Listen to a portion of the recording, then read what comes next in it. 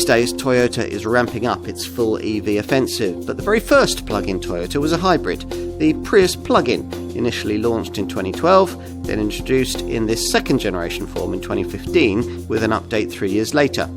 It's proved to be a very credible contender in the growing market for plug-in hybrid models, and can in this form run up to 34 miles on pure electric power, more than twice as far as the first generation model, with EV power up by 83% over that original car, thanks to a more sophisticated dual-motor drive system. It's the faintly unbelievable WLTP-rated figures, though, that could sell you on this car. Fancy up to 235.4 miles to the gallon on the combined cycle and up to 28 grams per kilometre of CO2? Thought so.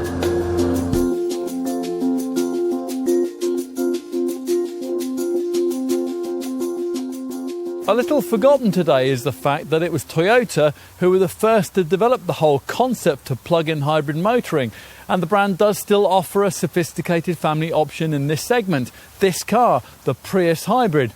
This is the improved version of the second generation XW50 series model. Perhaps the reason we don't necessarily associate Toyota with PHEVs is that the company's initial contender in this class, the first generation XW30 series version of this Prius plug-in, which was launched back in 2012, was so relatively uncompetitive. Not only was it prohibitively expensive, but it would only at best travel around 15 miles on all-electric power. Not good enough. So Toyota went away, and in 2016 they came up with something better in the form of this far more competitive second generation version. This Mark II model immediately matched the class standard for all-electric driving range, doubling its potential EV distance to 34 miles and developing far more power from its larger lithium-ion battery thanks to technological improvements in three key areas: battery development, maximised EV driving performance, and also increased battery recharging speed. The car also handled better, and it looked far smarter with its second generation Prius styling. Toyota gave it a few more upgrades in 2019 to make it safer and better connected, and that's created the car that we're going to look at here.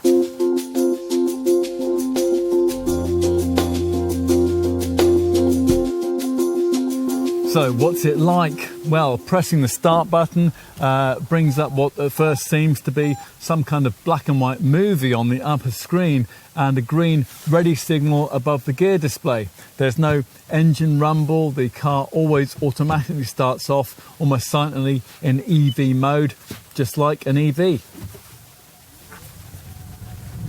Go for the standard Prius hybrid model with its old tech nickel metal hydride battery, and you'll find that silence doesn't actually last for very long. You'll only need to have gone a mile or so down the road before the petrol engine thrums smoothly into life. This Prius plug-in is different. It gets a larger and more sophisticated lithium-ion battery, which can be charged from the mains, a unit that Toyota doubled in size with this second generation model. Its capacity increased from 4.4 to 8.8 kilowatt hours. The downside of that is a 50% increase in battery weight, but thankfully the bulk has been mounted very low down in the vehicle, which helps to keep an admirably low centre of gravity. There's decent traction out through the turns too, although there's no option here of the all-wheel drive system, which is available on the ordinary Prius. All-electric driving range is rated at around 34 miles, although of course you won't get anything like that if you start to really use the increased EV power of this Mark II model.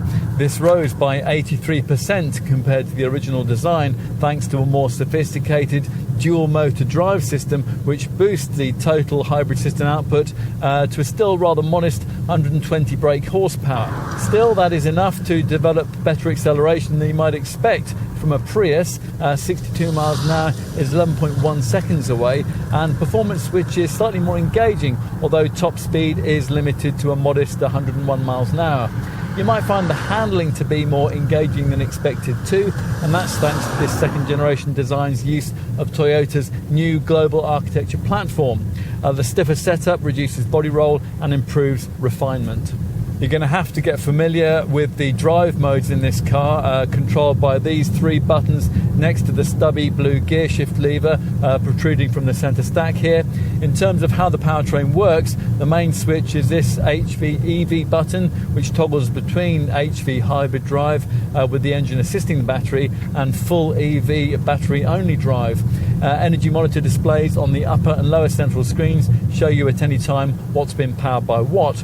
Press and hold this HV EV switch and you'll access a further battery charge setting which uses the engine to generate electricity to charge the battery when you're driving in HV mode.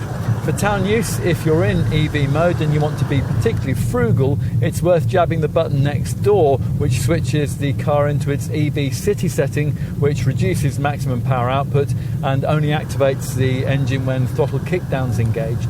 Got all that? Well, if you have, you'll now be ready to learn about and use the 3 on-demand drive modes that work via this 3rd button. There are 3 settings: normal, power and eco. Normal's the default drive setting, while eco restricts throttle and the climate system in pursuit of greater frugality. Power not only gives you faster throttle response, but also works with a clever driver monitoring index system, which uses G-force readings to understand your driving preferences, automatically adjusting the engine braking and the throttle response accordingly.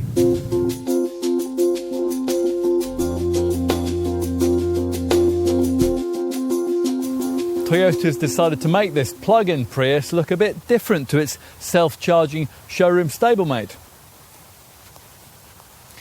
Here at the front, changes to this PHEV variant include prominent acrylic grille treatment flanked by thin, ultra-compact 4 LED adaptive headlamp units. These vertical corner daytime running light strips which flank the fog lamps, they're unique to this plug-in variant too. The rear's also a bit different. The cross-sectional shape of the double bubble rear screen is carried into the curve of the rear spoiler. LED rear light clusters are integrated into the extremities of this spoiler with strips that flow towards the central Toyota badge. And as at the front, unique vertical light strips feature at each corner. In profile, the changes are less easy to spot. The Prius plug-in is distinguished by its longer rear overhang, its lower cowl and rear spoiler heights, and model-specific 2-tone 15-inch alloy wheels, which are designed to provide extra brake cooling. Inside, there are fewer changes over the standard hybrid model, although the dual 4.2-inch TFT meter in the revised instrument panel features PHEV-specific graphics. Otherwise, the dash is very similar, with copious amounts of shiny piano black plastic trim on the lower centre console, the centre stack, the steering wheel and on the doors. As usual with the Prius, there's a clear structural arrangement of layered information which places the driver's meters at a distance and the displays closer at hand. Lots that you'll need to know to maximise energy returns can be found in the information section of the upper screen, offering readouts that you flip between using buttons on the steering wheel. All the more conventional infotainment functions, they can all be found on this 8-inch infotainment screen, which dominates the centre of the fascia here and also incorporates navigation, a reversing camera and a useful energy monitor too, so you can see what's being powered by what. What else? Well, the curious stubby blue auto gear lever falls neatly to hand. Its light, frictionless action is rather at odds with the effort required to operate the old-fashioned ratcheting foot-pumped parking brake. Stuff we like includes the head-up display, which includes turn-by-turn guidance graphics, and this neat wireless QI phone charger, which is large enough to take phones up to around 160mm by 87mm in size. The front seats are supportive, with cushioned comfort designed to reduce driver fatigue, and we continue to be impressed by the Prius air conditioning system with its clever S-Flow functionality, which tailors the interior climate control to suit the number of people in the car. Clicking this dash button delivers a neat driver priority option. Not so good are these rather hidden switches by your right knee, and there are very small door bins, although in compensation, behind the twin cup holders between the seats here, there's a deep side opening storage box which has USB 12 volt and aux in points just in front of it. There's a reasonably sized glove box and overhead space for your sunglasses. In the rear there's seating for 3, which we only make a point of saying because earlier versions of this second generation model inconveniently only gave you 2 seats separated by a centre console. A third seated person back here would have to be on friendly terms with the other 2, but at least there is a relatively low central transmission tunnel, just above which is a 12-volt socket, although in this day and age a USB port would be more useful. Small bottle holders reside in the doors, and this central armrest lowers to reveal the usual couple of cup holders. Out back, you have to make a few compromises for the PHEV tech. This was the first mass-produced car to be fitted with a CFRP carbon fibre reinforced plastic tailgate. And once you raise it, you'll find that the luggage deck has had to be raised by 160 millimetres to accommodate the larger plug-in hybrid system. The result of that, of course, is that load space volume falls over the ordinary Prius by 142 litres to a total of 360 litres. But that kind of compromise is par for the course with plug-in hybrids. You can't raise the boot floor either, or at least you can't raise most of it. This slim forward section does rise to reveal a narrow space that can just about take a charging lead.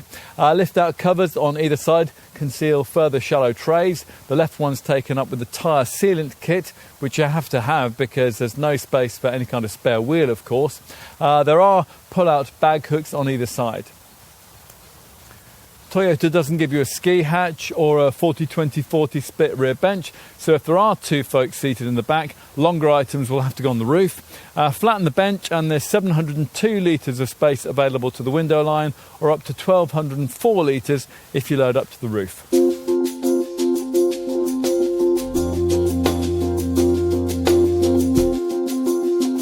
Expect to pay quite a premium for Prius plug-in motoring over what you'd have to find for the conventional self-charging hybrid version of this car. We're talking around £6,000. Also making this PHEV variant look expensive is the fact that it only comes in the 2 plushest levels of Prius trim, Business Edition Plus and Excel, which all means at the time of this test in late 2021, Toyota was asking just under £33,000 for this Business Edition Plus plug-in model and around £2,000 more for the top Excel variant. It's worth pointing out that the next plug-in model up in the Toyota range, the RAV4 plug-in, costs £13,000 more. Key rivals for this Prius plug-in include the Volkswagen Golf e-hybrid and the Skoda Octavia IV, which both cost about the same as this Toyota. You could pay a bit less for the Kia Exceed PHEV or for a Renault Captur E-Tech plug-in 160, or a bit more for a Cupra Leon e-hybrid or an Audi A3 Sportback TFSI-E. There are various family sector SUV plug-in models too, but with the exception of the MG HS plug-in, which is priced fractionally below this Prius, prices for those generally lie in the upper part of the £35,000 to £40,000 bracket. At least this Prius plug-in will come very well equipped for the kind of money Toyota's asking, with nearly all the executive toys that you could want.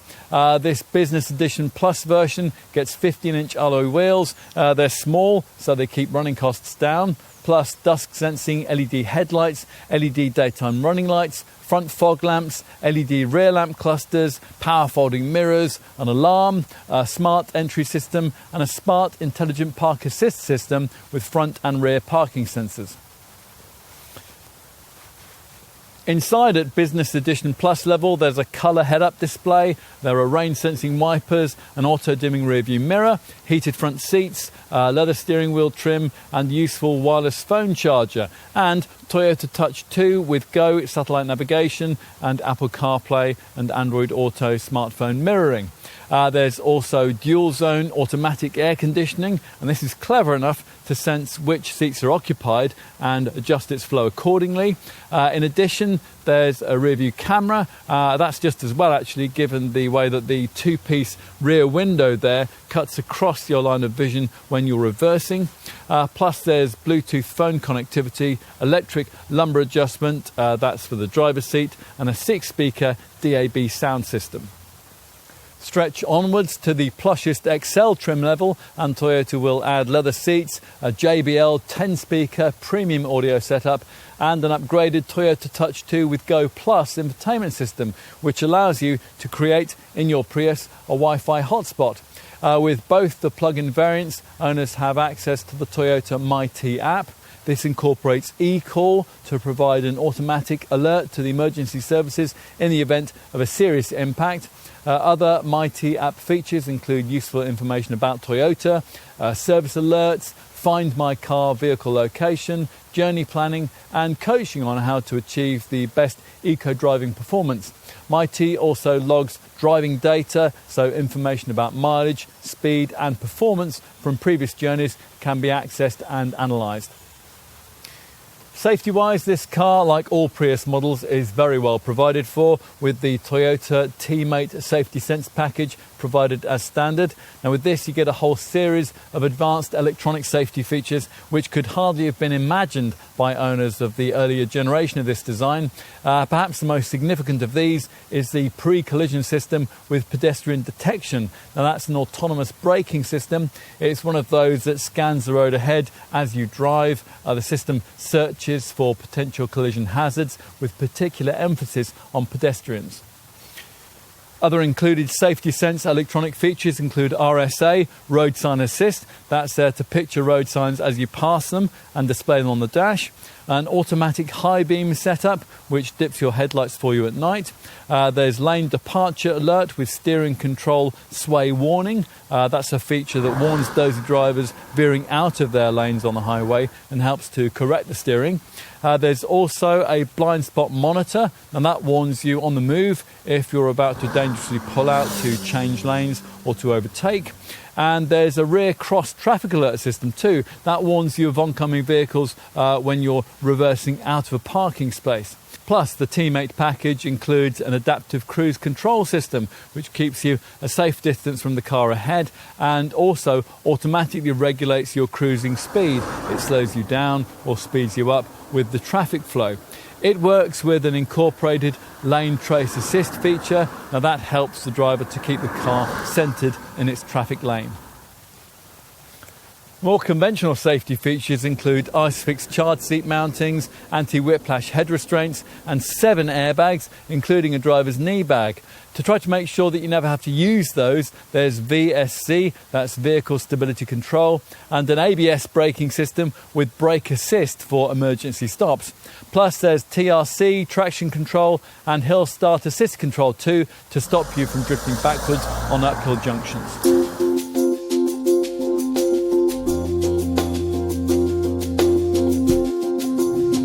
Well, if you've had a cup of hot sweet tea to recover from the asking price of this Prius plug-in, the rest of this section may well help in the restorative effect. As with other plug-in vehicles, quoting a miles per gallon figure for the Prius plug-in is largely academic because in certain scenarios the figure is effectively infinite. Toyota has nevertheless jumped through the hoops of the WLTP test and quotes a combined cycle figure of up to 235.4 miles per gallon for this Prius. The emissions figure of up to 28 grams per kilometre is also open to a bit of debate, but it spells huge tax savings, so who's arguing? For reference, we'll give you the equivalent figures on 15-inch wheels of the ordinary self-charging Prius hybrid, up to 68.3 miles per gallon on the combined cycle and up to 94 grams per kilometre of CO2. So this plug-in model offers quite a potential for efficiency improvement. In truth, not quite as much a potential as is suggested by the figures that we just gave you. As with any PHEV, the quoted stats here are pie-in-the-sky figures, but it's not impossible to suppose that you could edge towards the 100 miles per gallon mark if you made really good use of all the tools that this Prius plug-in gives you to maximise frugality, and there are many of them. Now, we covered drive modes in our driving experience section. For best results, you'll have to keep the car in EV or even better in EV City as often as possible and adopt Eco as your regular favoured drive setting. Those in a frugal frame of mind will want to keep an eye on the various graphical screens which are provided by the Facia's 8-inch Toyota Touch 2 colour monitor. There are two, one badged history and the other trip information. The first shows your recent fuel consumption, while the other one builds on that with information on your operating range and your average speed. It also shows the amount of braking energy that your journeys have regenerated, and that's something that you can optimize by keeping the stubby gear stick here in its B setting rather than the D mode that you'd normally select. Another option on the screen is the useful energy monitor, there to show at a glance at any time what's being charged or being driven by what. For all your other eco-driving tools, you'll need to shift your gaze up to the smaller, simpler screens that lie a little further up the dash, possibly to the digital speedo, which gives you an average fuel consumption reading for each of its two trip settings, but more likely to the simpler multi-information display that lies directly to the left of it. This provides another energy monitor, this time in simpler form, but the key display that we'd initially point you to here is the HV system indicator. On each trip, this will score the efficiency of your driving. Here, judgment is based around three key criteria: eco start and eco stop, rate your smoothness when you're starting off or coming to a halt, while eco cruise is based around the need for driving without sudden acceleration. Every time you power off, the system will deliver your overall score. Also selectable on the same small screen is a fuel consumption record, which shows your frugality in miles per kilowatt hour. There's also a drive monitor which shows elapsed time, average speed and your battery-only EV driving ratio. Plus there's even an eco diary which shows average distance and average fuel consumption either over the last few days or over the last month. What about charging? Well, the car comes with two different kinds of charging cable. One has an ordinary 3-pin plug, and there's another Type 2 cable which is compatible with home wall boxes and with public charging points. The car takes around 4 hours to charge its 8.8 kilowatt hour battery from an ordinary domestic socket, while a wall box cuts that to around 2.5 hours, and that's thanks to this Prius's 3.3 kilowatt charging capability. As you'd want, there's a built-in charging timer, so you can program home charging to coincide with cheaper overnight tariffs. A few details to finish off. The benefit-in-kind taxation rating for a Prius plug-in is 11%. That compares to 22 to 25% for the ordinary Prius. Prius plug-in insurance is Group 20E for both variants, and there's a decent 5-year, 100,000-mile warranty which you can extend year by year up to a maximum of 10 years, providing you get your car serviced by an authorised Toyota dealer.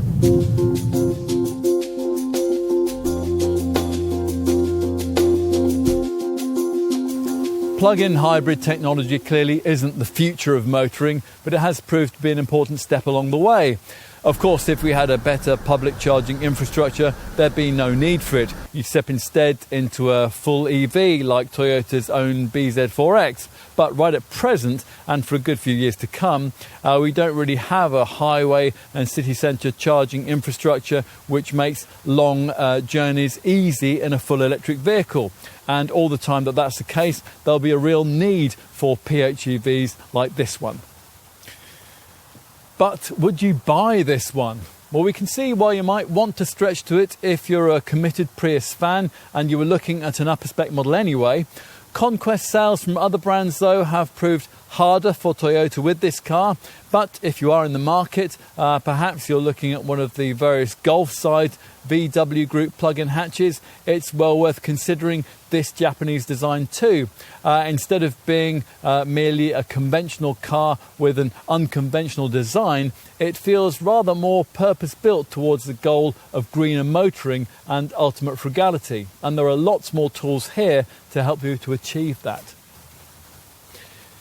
And in summary, well, ultimately the Prius plug-in would have done a lot better if the original version hadn't been so ridiculously compromised, and if Toyota had offered this second generation version in more affordable levels of trim. For all that though, it is a very complete product, as you'd expect from the people who invented plug-in motoring.